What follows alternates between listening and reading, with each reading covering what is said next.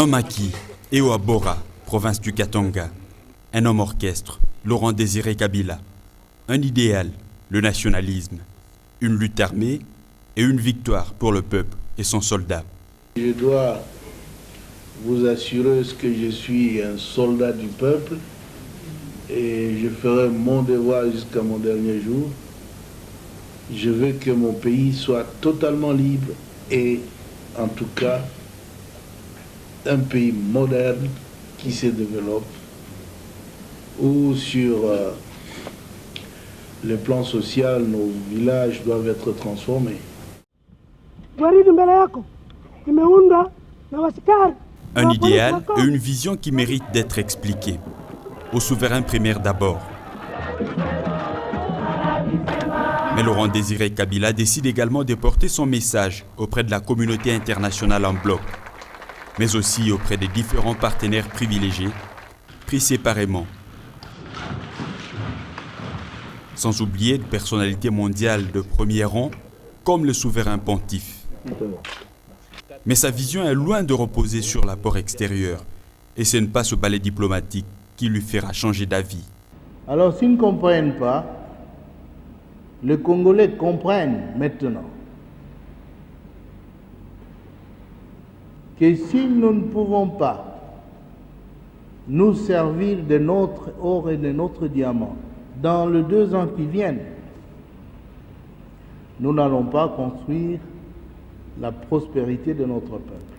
Il n'y aura pas assez d'écoles, pas assez d'hôpitaux, une vie décente serait difficile, on continuerait à croupir dans la misère. Il faut donc changer le cycle, donc l'essence de la politique. C'est peut-être cette vision qui sera à l'origine des événements du Palais des Marbres. Il y a 11 ans, le 16 janvier 2001, ce palais avait vu pour la dernière fois son locataire franchir son seuil. Il y a 11 ans, un soudain silence lourd pesait sur ce palais et ses marbres. Et il y a 11 ans enfin, le peuple avait décidé de briser son silence pour pleurer son soldat.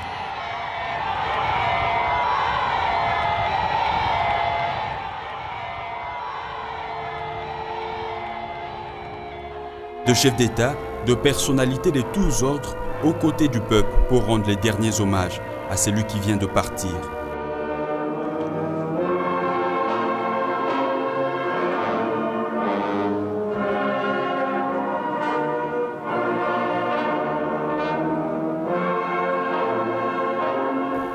Non, grâce à son héritage, il ne nous a pas quittés.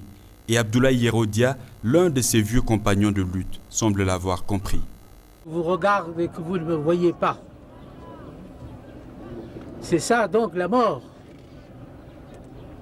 Je refuse que vous soyez mort. Nous refusons que vous soyez mort. Parce que, Monsieur le Président,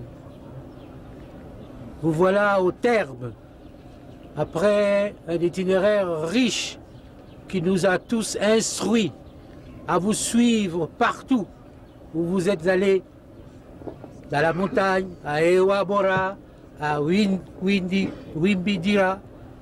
jusqu'à Kinshasa, où vous avez entrepris ce que le Mumba avait commencé.